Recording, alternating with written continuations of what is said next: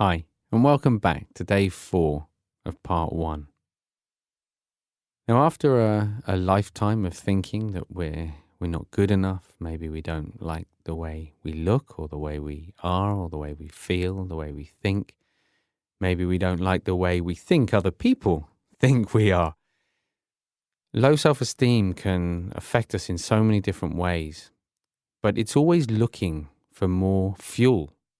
Because all of these internal storylines we have, it doesn't matter whether it's low self-esteem or something else, they all require fuel, and that fuel is thinking. So it's quite normal when we come to an exercise, to learning something new, that we fuel it with whatever is most kind of common in the mind. So for someone who gets, I don't know, let's say very anxious, when they're learning a new exercise like this, they might be very anxious about the exercise. Someone with low self-esteem learning a new exercise will probably think that they're no good at it, or that they wish they could do it better, or they wish things were changing faster. And that's just the nature of that storyline playing out. Again, we don't need to give it more attention and more credence than it deserves. It's simply recognizing that that's just our, if you like, habitual pattern of thought that's built up over time. It's not who we are. The less we identify with it, the less important, believable almost, it becomes in our life. So just something to bear in mind as you're doing this each day.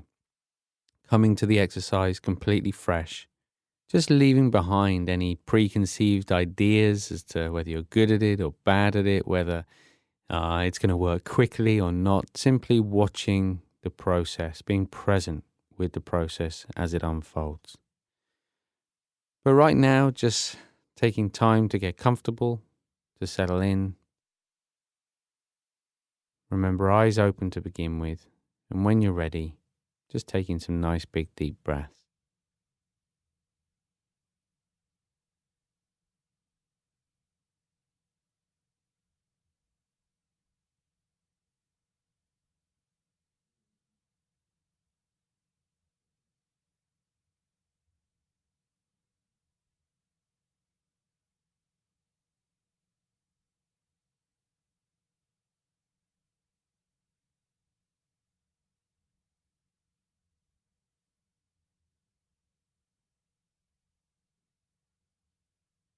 And with the next exhalation,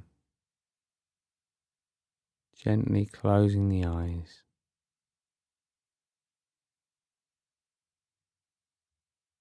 And just allowing the breath to return to its natural rhythm.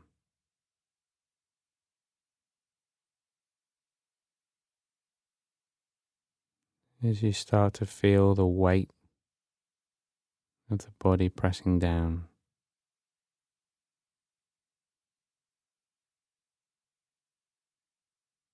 those different points of contact, the feet on the floor, the hands on the legs. And as you just settle back into the different sounds around you.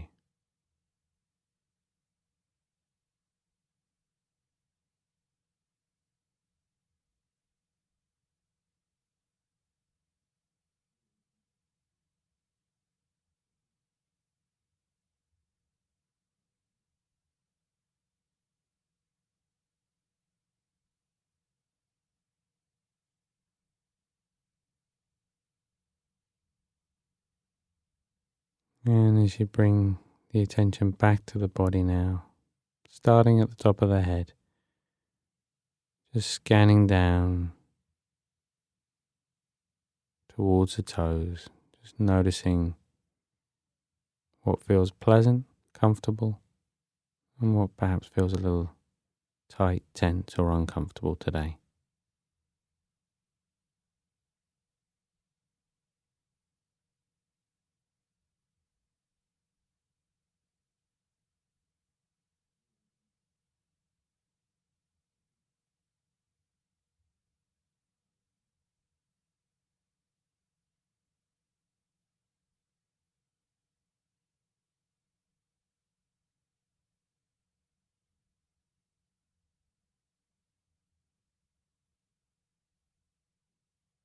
And as you scan down, becoming more aware of sensation. Also becoming more aware of the breath and that rising and falling rhythm in the body. Just taking a few moments to settle in to that feeling.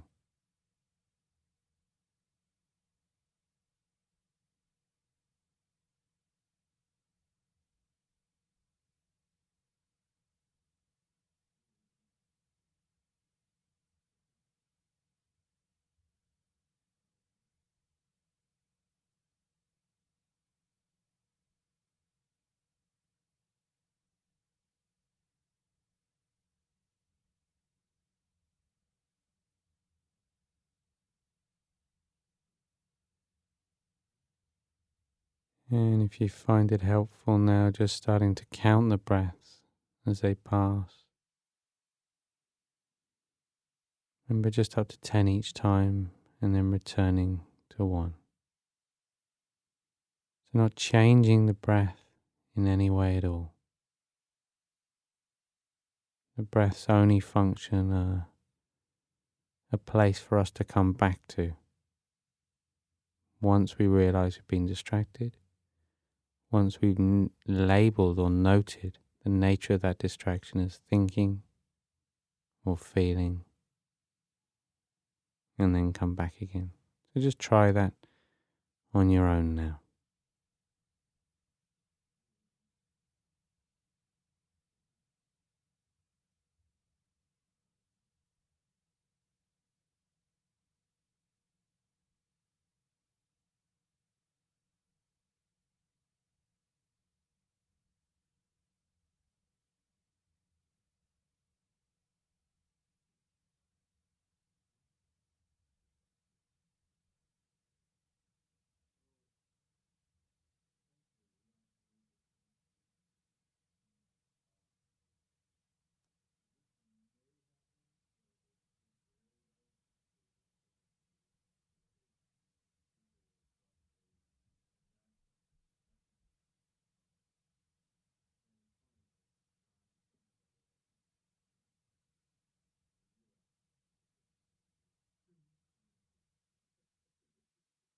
So in that moment you realize you've been distracted, remember that noting, very gentle, almost kind of playful. It's, thinking. And then back again to the breath.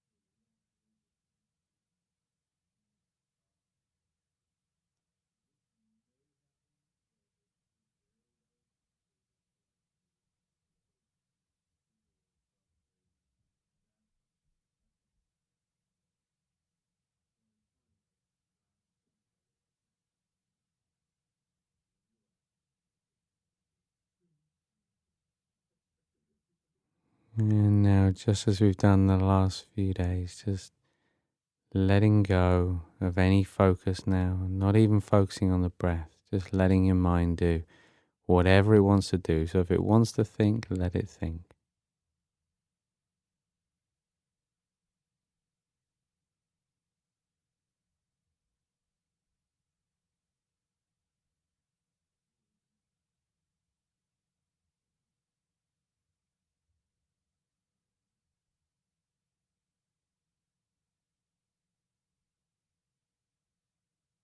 And now just bringing the attention back to the body. Starting to feel the weight of the body again. Starting to notice any sounds. Just noticing the space around you.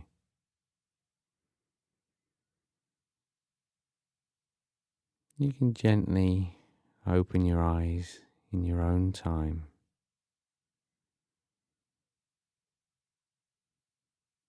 As always, realizing, recognizing, acknowledging how you feel right now, reminding yourself of why it's so important to take this bit of time out of your day.